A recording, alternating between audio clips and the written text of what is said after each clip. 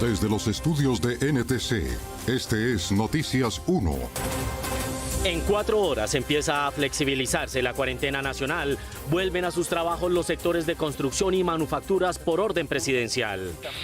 En Bogotá, Medellín y otras ciudades habrá medidas adicionales de protección para evitar la aceleración del contagio. Taiwán nos da ejemplo, reapertura paulatina pero con disciplina individual y social. Si los colombianos no somos estrictos, modelo matemático oficial proyecta más de 200.000 muertes. Diego Cadena, abogado del expresidente Uribe, enfrenta posibilidad de cárcel pasado mañana.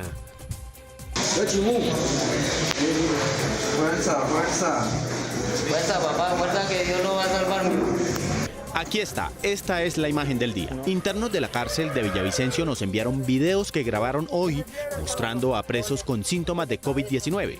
Las imágenes muestran a los reclusos enfermos y a hombres de la tercera edad hacinados en un espacio tan reducido que no alcanzan a guardar entre ellos una distancia superior a los 3 centímetros, es decir, 1,70 m menos de lo necesario en la pandemia. De esta historia hablaremos hoy. Por la prensa libre y el derecho que todos ustedes tienen a la verdad, Yo Soy la Red Independiente. Presenta Noticias 1 con Mabel Lara y Germán Arango. Buenas noches, bienvenidos a esta edición de Noticias 1. Les tenemos las mejores noticias del fin de semana e iniciamos a pocas horas, tan solo 4 horas de que se relaje la cuarentena nacional y de que se ponga en funcionamiento el decreto del gobierno para reactivar los sectores de la manufactura y la construcción. La polémica está en su punto más álgido. Eduardo López Júquer. Mabel, las escandalosas declaraciones de la senadora del partido de gobierno, María Fernanda Cabal, avivaron el debate. Ella sostuvo que nos habían vendido un pánico absurdo con esta, entre comillas, influencia. Congresistas médicos le contestaron. En la sesión de la Comisión Primera de Senado del pasado jueves, María Fernanda Cabal hizo afirmaciones que produjeron críticas, burlas y muchos comentarios en las redes sociales. Porque nos vendieron un pánico absurdo. ¿O es que acaso cuando ustedes ven las cifras no se muere más gente de gripas, otro tipo de gripas, de influenza e incluso, lo más trágico, de hambre? Las polémicas frases de la senadora Cabal adquirieron actualidad por cuanto coincidieron con la decisión del gobierno de su partido de relajar la cuarentena desde la medianoche de hoy para que 4 millones de trabajadores retomen sus labores. Que unos salgan en el día, otros en la tarde, otros en la noche. Pero médicos congresistas como Roy Barreras y Juan Luis Castro advirtieron que flexibilizar el aislamiento social sin estar preparados podría ser fatal. Porque los hospitales aún no están listos, porque los test masivos necesarios para identificar a los inmunes, a los que ya tienen defensas y pueden salir a trabajar con seguridad, ni siquiera han empezado a hacerse. A esta discusión se sumó otra, la propuesta de un representante uribista duquista que le pidió al gobierno cerrar el Congreso. La democracia no puede ser un obstáculo para el desarrollo y hoy lo que más necesita Colombia es enfrentar esta crisis. Yo le pido al gobierno nacional que intervenga el Congreso de la República. De inmediato le surgieron fuertes cuestionamientos a lo que se calificó como un llamado a la dictadura. Y pretender disminuir o incluso intervenir el Congreso simplemente es empoderar el autoritarismo en Colombia. Si es que la democracia no queda suspendida cuando hay una emergencia nacional. Por el contrario, es en tiempos de crisis cuando más importante se hace la democracia. Como si fuera poco, el también representante uribista, Eduardo Rodríguez, pidió echarle mano a la plata de la paz.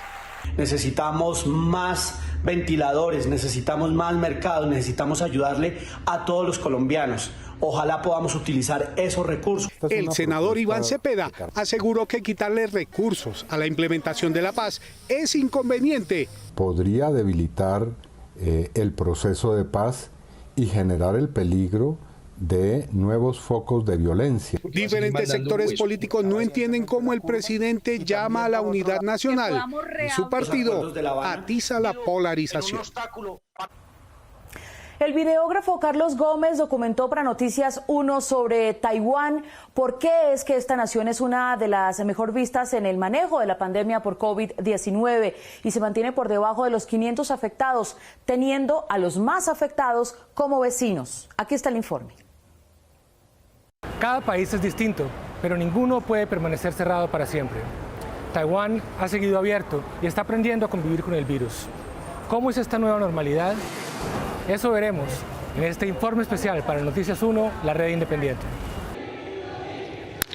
Mientras los eventos deportivos se han suspendido en todo el mundo, en Taiwán el béisbol profesional empezó su temporada. Aunque los hinchas no pueden ir a los estadios, porristas, la prensa y hasta robots animan a los jugadores. Con un poco de sentido del humor, el juego sigue. En los comedores de las oficinas públicas la gente se sienta uno por mesa y las mesas son desinfectadas de inmediato. La economía sigue activa. En los bancos a los clientes les miden la temperatura, tienen que usar máscaras y mantener la distancia. Estas nuevas normas no van a desaparecer a corto plazo.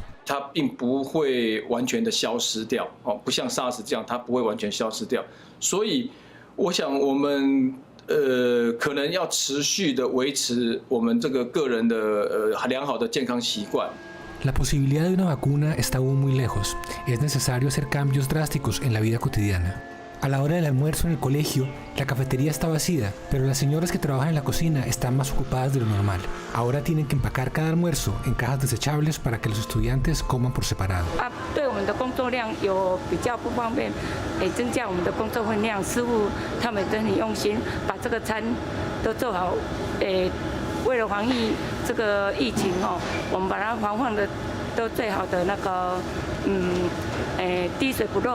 Las enfermeras tienen que medirle la temperatura a 2.000 estudiantes cada mañana y al almuerzo. Son las que están en mayor riesgo de contaminarse.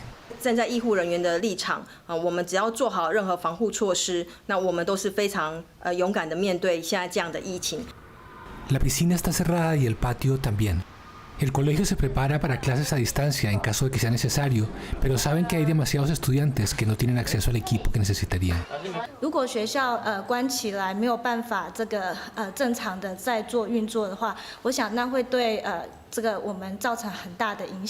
El virus crea una presión y ansiedad invisible para los padres. En Taiwán hay 2.3 millones de estudiantes de colegio, una 10ª parte de la población total. Si se cierran los colegios, se afectarían millones de familias. No solo la educación está en juego, sino la economía y la estabilidad social. Al mismo tiempo, los colegios son centros de alto riesgo de contaminación. La decisión de dejarlos abiertos no se tomó a la ligera.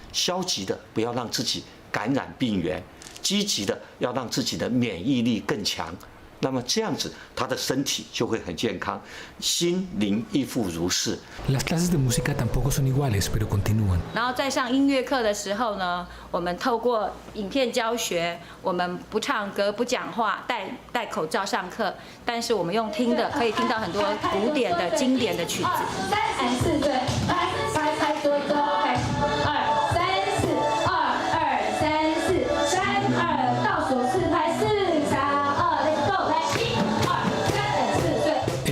Es un reto global y cada país tiene que encontrar a su manera la forma de vivir con esta nueva realidad. Desde Taipei, Taiwán, Carlos Gómez para Noticias 1, la red independiente.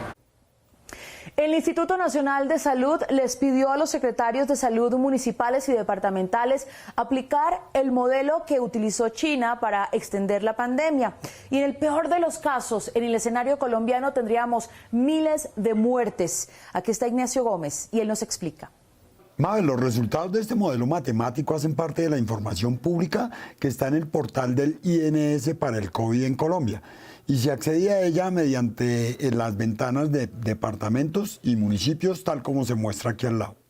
El Instituto Nacional de Salud les pidió a las Secretarías de Salud de las ciudades capitales aplicar sus cifras de población y de seguimiento de sus casos COVID-19 al modelo matemático para la simulación del nuevo coronavirus que científicos chinos construyeron a partir del análisis de su propagación en Wuhan y en el crucero Diamond Princess. El ejercicio matemático busca calcular el número de pacientes severos y críticos a los que se llegaría si se levantan las normas de distanciamiento social a la medianoche de hoy. Bogotá calculó que el pico de la epidemia llegaría a la ciudad el 12 de junio y podría dejar 67.000 muertes. Cali calculó su pico para el 28 de junio con 19.200 muertes proyectadas. Medellín el suyo para el 30 de mayo con 25.275 y Cartagena el suyo para el 25 de mayo con 8.000.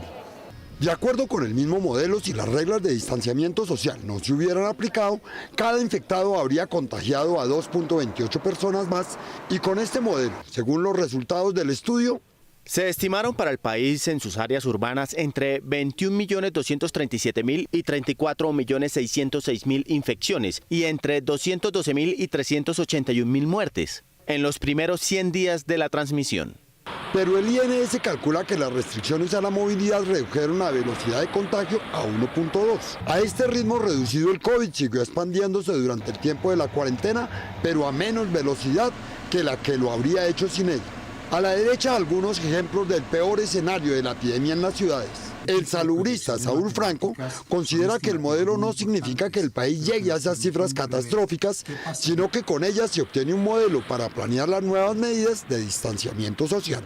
Este tipo de proyecciones matemáticas son estimativos muy importantes, pero que nos permiten prever qué pasaría si no se hace ninguna actividad, ninguna intervención, o cómo podemos controlar y evitar que un escenario tan negativo llegue a concretarse. En el caso concreto del coronavirus, por suerte hasta ahora es una enfermedad con una mortalidad relativamente baja. De cada 100 personas que les da coronavirus, en el mundo se mueren 7 personas. En el caso concreto de Colombia, hasta ahora de cada 100 personas que les dé, mueren 5. Y otros países han logrado ya reducir casi la mortalidad a 0, como los casos de Qatar y Singapur. De los 225 muertos que van en Colombia hay que llamar también la atención sobre algunas cuestiones, entre ellas que la mayoría son hombres. 2/3 partes de los muertos por coronavirus en Colombia son hombres y al mismo tiempo la mayoría, más del 70%, son personas mayores de 60 años. Esto nos indica que hay unos grupos de mayor riesgo que tenemos que cuidar. Pareja con la expansión de la epidemia va a la carrera para encontrar la vacuna y ahí están los laboratorios de las multinacionales para ganarse este premio gordo. Enrique Tapias. Mabel, la valorización de las acciones de algunos de ellos en un solo mes ha alcanzado el 200% según su presunta cercanía al descubrimiento de la cura del COVID. La carrera contrarreloj de la industria farmacéutica por encontrar innovaciones tecnológicas para el tratamiento del COVID-19 y, lo más importante, el descubrimiento de la vacuna contra el coronavirus ha generado inversiones multimillonarias de los laboratorios y las compañías de biotecnología que se han visto reflejadas en el valor de sus acciones. 52 de esos proyectos están en el sector privado, 26 están en los gobiernos, organizaciones sin ánimo de lucros y la academia. Según The Coalition for Epidemic Preparedness Innovations, ellos estiman que se requieren más o menos $2 billones para desarrollar una vacuna. La innovación no se limita a la creación de la vacuna, sino cómo se va a fabricar de manera masiva y los canales de distribución. Entre los desarrolladores privados y públicos se encuentra Casino Biological en Beijing, la Universidad de Oxford, Inovio Pharmaceuticals. Inovio es una compañía que está siendo respaldada por la Fundación de Melinda y Bill Gates para el desarrollo de la vacuna contra el COVID-19. Entre los países que más han invertido en sus centros de investigación y universidades para buscar la cura se encuentran Alemania, China, Estados Unidos, Inglaterra y Francia. También ha habido una gran competencia entre las compañías farmacéuticas y las compañías de biotecnología. Es así que en el último mes el precio de las acciones de muchas de ellas se han disparado. Entre las compañías que más se han valorizado en su carrera científica por descubrir la vacuna contra el COVID-19 se encuentran Moderna Inc., cuya acción valía hace un mes $21.2 y el viernes alcanzó los $50.50 con una valorización del 144%. Inovio Pharmaceuticals Inc. subió el precio de sus acciones en un 124% al pasar en un mes de $6.5 por acción a $14.6 y Johnson & Johnson pasó de $111 por acción a $155. En el caso de Novavax, tenía un valor de 6.91 hace un mes, hoy en día tiene un valor de 23.8. Glaxo tenía un valor de acción por 1.365 euros, ahora vale 1.687 euros. Y Novartis tenía un valor de 70 francos suizos, hoy en día tiene un valor de 87 francos suizos. Hoy 3 millones de infectados con COVID-19 están a la espera de quién se llevará la medalla de oro en esta competencia mundial por el descubrimiento de la vacuna que salvará la vida de millones de personas en el planeta. En cuanto a los laboratorios Abbott, a los que Colombia les va a comprar 1 millón de pruebas, hay algunas dudas sobre las certezas de estos resultados. Iván Serrano también nos explica. Mabel, según el representante y médico José Luis Correa, de cada 100 pacientes examinados con ese tipo de prueba, 14 podrían ser falsos negativos. El pasado 31 de marzo, el presidente Duque les agradeció al laboratorio Abbott en un mensaje de Twitter que dispusiera un gran número de pruebas para la detección de la COVID-19 para vendérselos a Colombia en momentos en que hay escasez de producto en el mercado mundial. Agradecemos por solicitud de nuestro gobierno respuesta del laboratorio Abbott de aumentar cantidad de pruebas de COVID-19 que dispondrá para Colombia en abril, pasando de 700.000 a 1.049.000. Casi un mes después, sin embargo, la cadena internacional de noticias CNN informó que algunas de las pruebas de Abbott podrían dar falsos resultados en determinadas condiciones de uso. Las pruebas rápidas de Abbott pueden producir falsos negativos en ciertas condiciones según la compañía. El ministro de Salud fue consultado al respecto durante una telesesión de la Cámara de Representantes. El ministro Ruiz, para disipar las inquietudes de los congresistas, aclaró que el 1 millón de pruebas que se le comprarían a Abbott no eran las mismas citadas por CNN. La prueba de lo que estamos hablando en Colombia, que estamos validando, se llama Base Point, que es una prueba diferente, es una prueba de tipo serológico. Sin embargo, las inquietudes parlamentarias no quedaron disueltas para algunos congresistas, porque según el catálogo distribuido por el mismo laboratorio Abbott, las pruebas Base Point solo detectan en promedio 86% de los contagiados. Quiere decir que entre 100 personas enfermas, 14 no son detectadas por este test. Esas pruebas rápidas, en el mejor escenario, tienen una sensibilidad del 86%. ¿Eso qué significa? Que de 100 pacientes que tienen la enfermedad, 14 salen negativos teniendo la enfermedad. Pero además, estas son pruebas rápidas que no detectan el virus, sino los anticuerpos que el organismo genera en presencia de este, los cuales no se desarrollan de manera inmediata. Así, un contagiado puede salir negativo dependiendo del tiempo en que se le haga la prueba. Lo único más peligroso que un paciente positivo con COVID es un paciente positivo con COVID que piensa que es negativo. En la discusión también se le criticó al ministro que no se hubiera aprovechado la cuarentena para detectar un número más significativo de contagiados. Colombia mantiene su ritmo de duplicación de la pandemia cada 14 días y al día de hoy el país reporta 11 muertos y 237 casos, que en el acumulado nos dejan con 244 muertes y un total de 5.379 casos positivos. Camilo Galán. Mabel, hoy la pandemia sigue diezmando a los Estados Unidos, donde hay 1 millón de contagiados y 55.000 muertos, la mayor cifra del planeta. Cerca de 3 millones de contagios en el mundo y 206.000 muertes reportaron las autoridades de salud hoy. Estados Unidos sigue siendo el país con mayor número de contagios y fallecidos, seguido por Italia y España. La parte positiva de la pandemia está en el número de recuperados, 842.000. Según reporte del Centro de Ciencia de la Universidad Johns Hopkins, el número de casos positivos de coronavirus es de 933.000 y el recuento de muertes relacionadas con la enfermedad de 53.000. Colombia no es el único país con contagios en sus cárceles. Muchos estados de Estados Unidos, entre ellos Ohio, Tennessee, Arkansas, Michigan y Carolina del Norte, están acelerando la práctica de pruebas en presos después de que en el territorio estadounidense resultaran positivos para COVID-19 9.400 reclusos. El semiregreso a la vida fuera de casa dio un aliento emocional a España. Después de 42 días de encierro, los paseos al lado del mar, las calles y las explanadas españolas volvieron a ver movimiento humano después de que los menores de 14 años fueran autorizados a salir por primera vez desde cuando se declaró la cuarentena el pasado 14 de marzo. En Bilbao, cerca del famoso Museo Guggenheim, llamaron la atención unos niños felices de poder jugar con las fuentes de agua y de poder tomarse selfies con sus familias.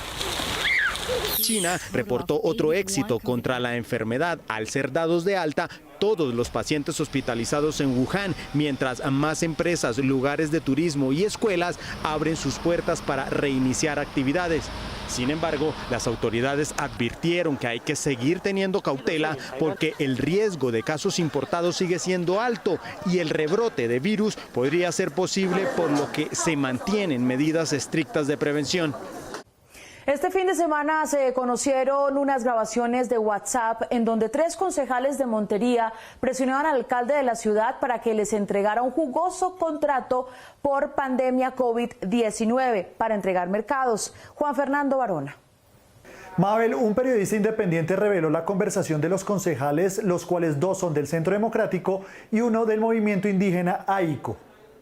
Hermano, eso uno juega con las cantidades. Si nos dan unos 5.000 mercados, uno entrega 1.500. Breve. En este mensaje de WhatsApp, presuntamente el concejal de Montería, Luis Carlos López de AICO, Movimiento de las Autoridades Indígenas de Colombia, estaría comentando con una persona no identificada cómo quedarse con parte de lo producido en un contrato de la alcaldía para la adquisición de mercados para la población vulnerable de esta ciudad. ¿Pero eso no es para los pobres ahora con lo del coronavirus? Esa gente no tiene que comer si no puede salir a rebuscarse. Hermano, el pobre está acostumbrado a aguantar hambre. Por un mes no se va a morir. Uno tiene que recuperar la inversión de la campaña como sea. Junto con López, otros 2 concejales de Montería, Santiago Miguel Pérez Posada y Andrés Felipe Negrete Bonilla del Centro Democrático, estarían involucrados en este caso de supuesta corrupción. Este fin de semana se conoció el contenido de estos mensajes por la denuncia del periodista Mauricio Castilla. Una fuente anónima me envió el capture de unas conversaciones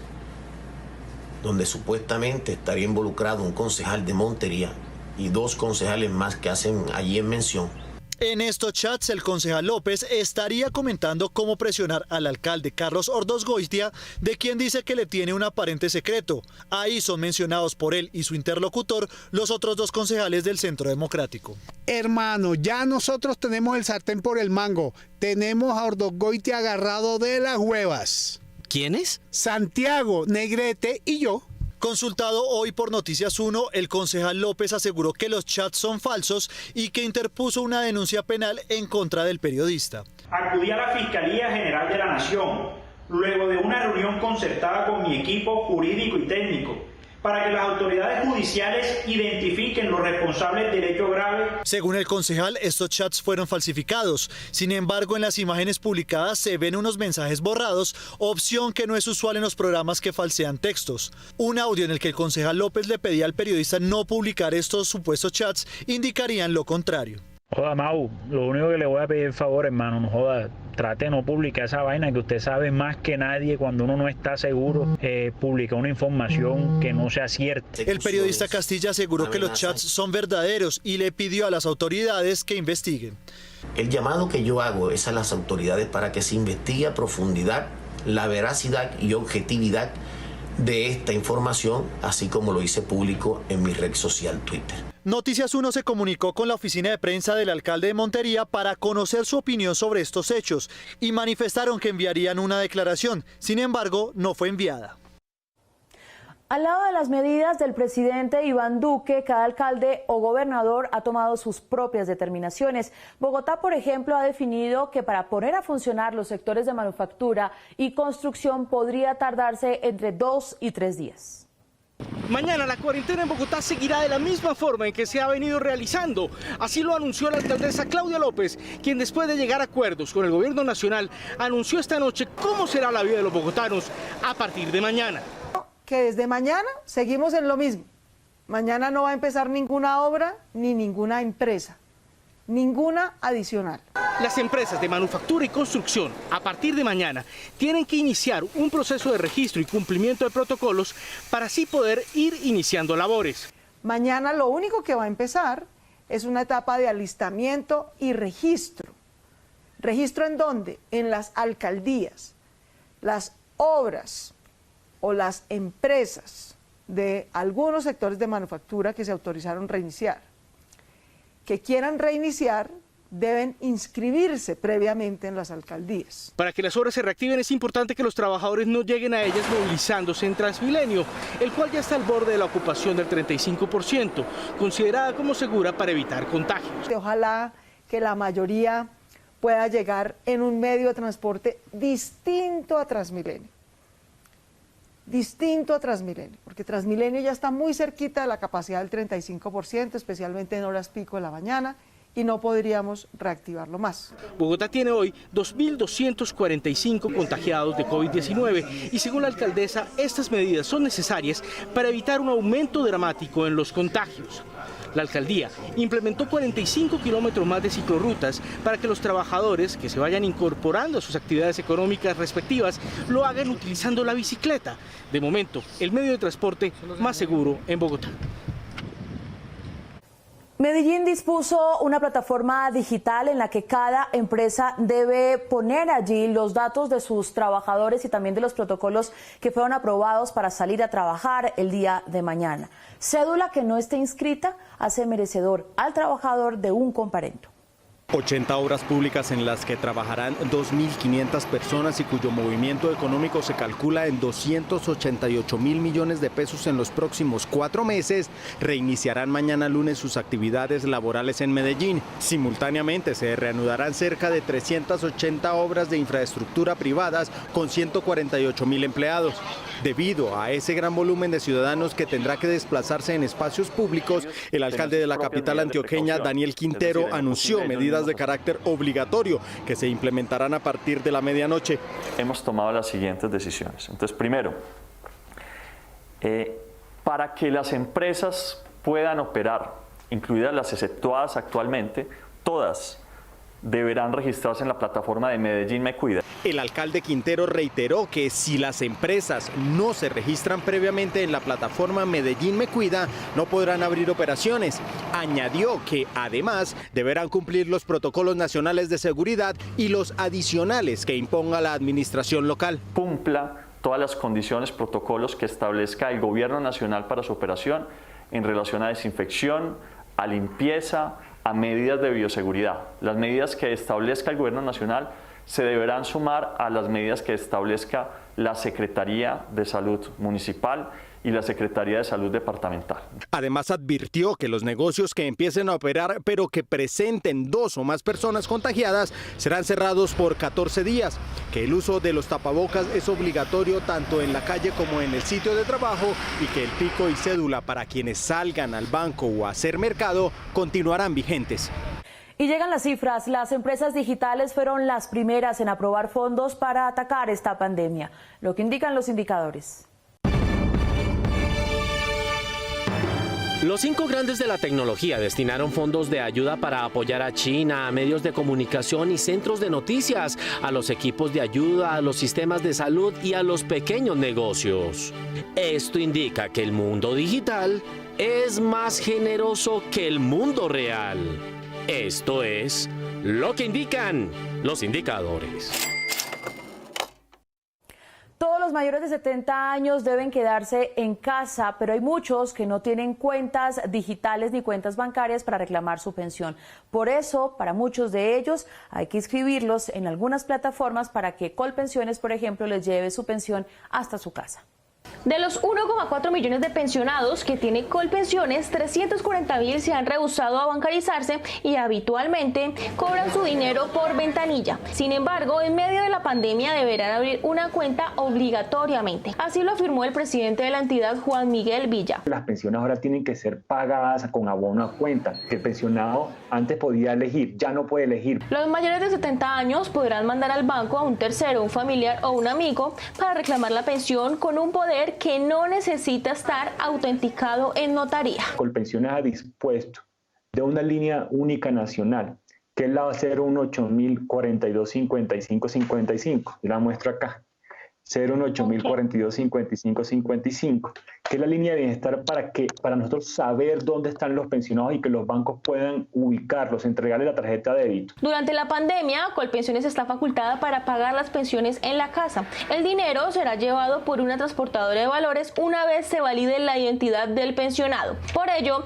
es importante que los afiliados actualicen sus datos. Si no pueden ser actualizados, lo que va a hacer el banco es disponer de una cuenta, ahí le va a depositar. En el momento que la persona pueda trasladarse al banco, no queremos que lo haga, eso es lo último que queremos que haga. Durante esta semana, varias personas deben iniciar el trámite para empezar a recibir su pensión y por ello se habilitó en la web de Colpensiones para que dicha solicitud se haga en línea y en un tiempo récord. Ingresando a la sede electrónica en tan solo 15 minutos. www.colpensiones.gov.co pueden reclamar su pensión. Frente a los cerca de 20.000 afiliados que junto a su dinero, 5 billones, prestarán de los fondos privados a Colpensiones, movimiento que el ministro de Hacienda reconoció es un crédito, Villa aseguró que el dinero de estos afiliados estará siempre garantizado. Los internos de la cárcel de Villavicencio ascienden por contagios a 186 casos el día de hoy, pero en lugar de mejorar las condiciones de los reclusos, han ido empeorando. Carlos Cárdenas.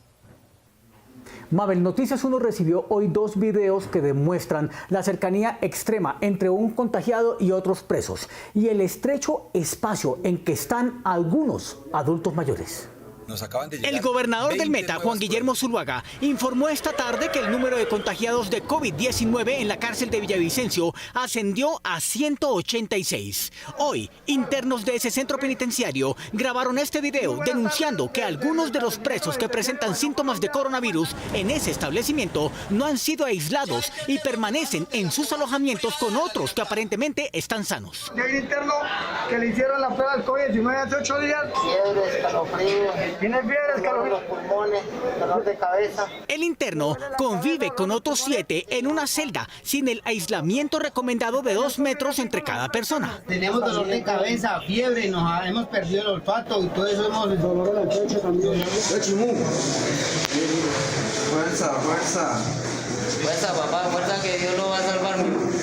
La cárcel de Villavicencio, que originalmente tuvo cupo para cerca de 900 internos, tiene hoy 1.776 privados de la libertad. Ya fallecieron 3 por COVID-19 y otros que fueron trasladados parecen haber llevado consigo el contagio a otras prisiones. Esta misma tarde, internos del Pabellón Colombia pidieron medidas urgentes para su protección luego que se tomara la decisión de agrupar a 39 adultos mayores en un pequeño recinto supuestamente para evitar que se contagien. Esta mañana ya salimos a desayunar normalmente al patio y de un momento a otro se volvió el guardia que tenía que encerrarnos porque nos iban a dejar en cuarentena. ¿Se albergan cuántos adultos mayores? Ahorita hay 39. No hay agua potable, no hay agua potable. La mayoría de estos internos padecen enfermedades que los hacen vulnerables al COVID-19. Siendo hoy el día 26 de abril a las 2:41 en el establecimiento del Villavicencio Meta, Pabellón Colombia, son personas con insuficiencias renales, son internos con diabéticos, cáncer, hipertensos. Estos internos son de mayor vulnerabilidad. En la cárcel La Esperanza de Guaduas, Cundinamarca, guardianes del IMPEC temen contagiarse.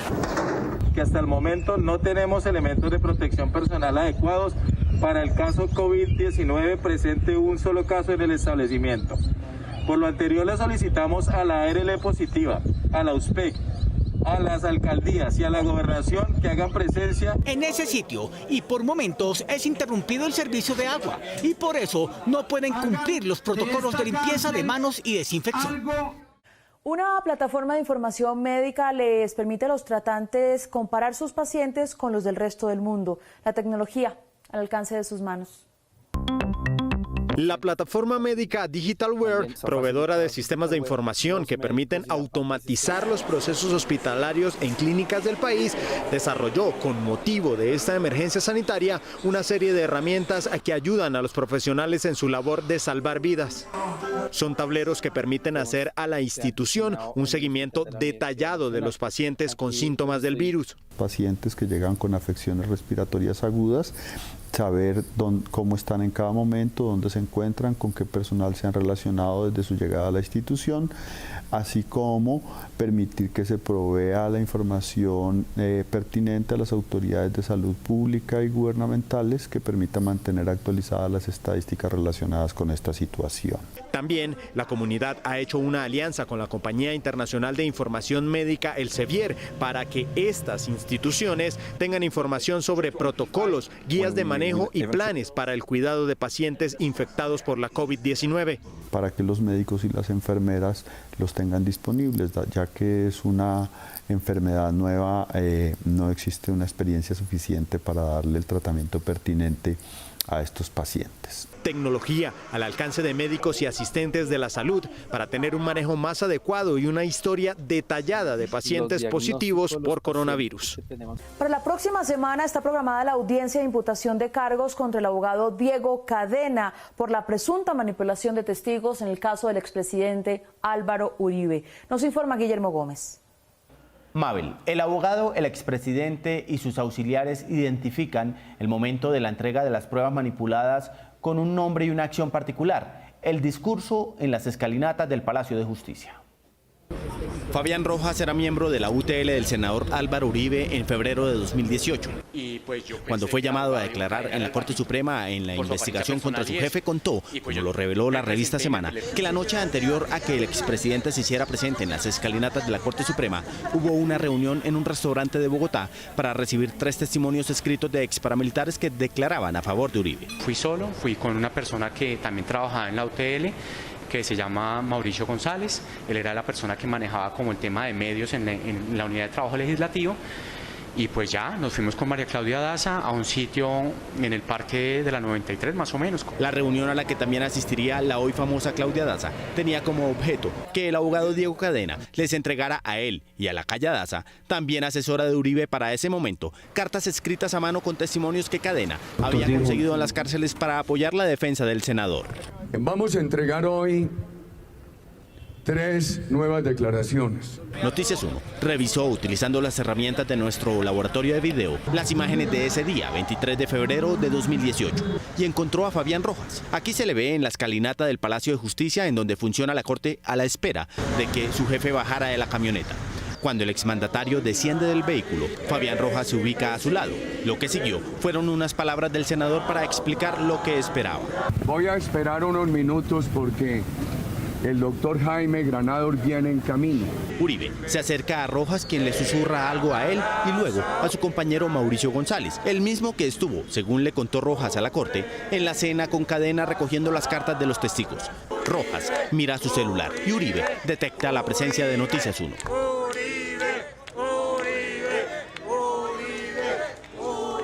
Ya en la parte alta de las escalinatas se ve y se oye a Fabián Rojas hacer una llamada.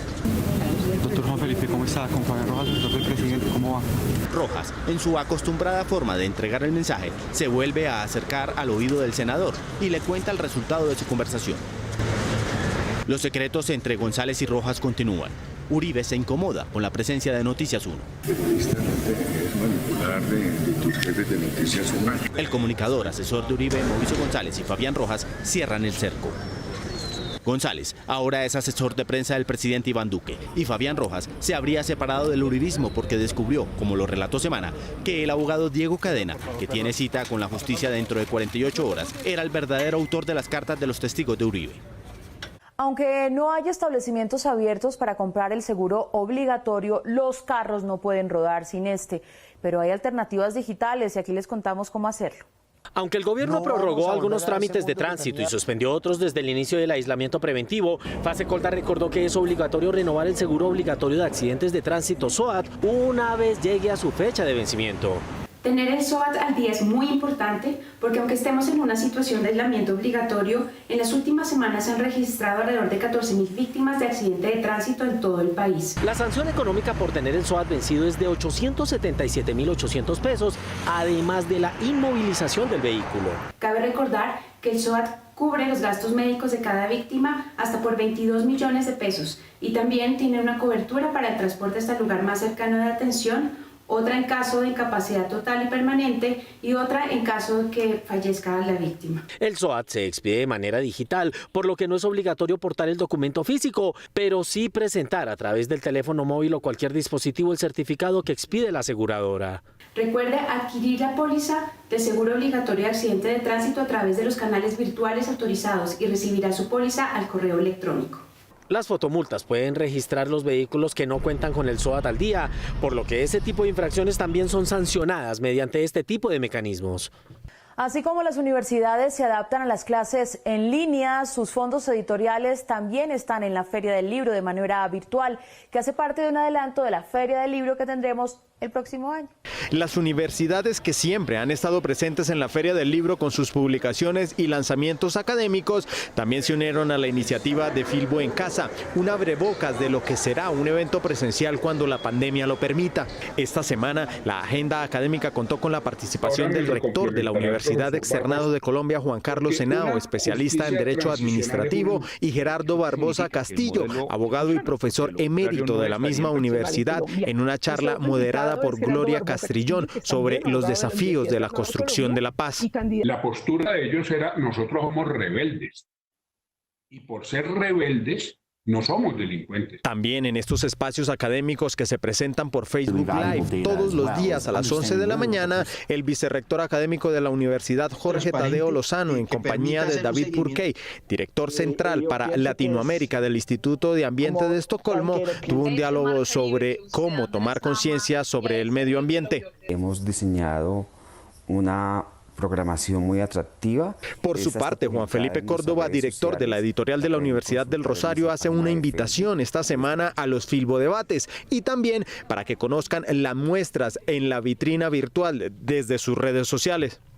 Por su parte, la Universidad Nacional invita a los lectores a visitar el portal Alejandría D, donde se encuentran disponibles los recursos educativos digitales producidos por la institución durante los últimos años, y a que participen en la primera Feria Virtual del Libro Académico a través de sus redes sociales hasta el próximo 5 de mayo. Nos vamos, pero nos vemos en las redes sociales y dentro de 8 días, el viernes 1 de mayo, los esperamos con las mejores noticias del fin de semana. A ustedes gracias por elegir la independencia. Buen inicio de semana para todos y cuídense mucho. Chao. Gracias. Muchas gracias. Un mensaje de Noticias 1. Gracias.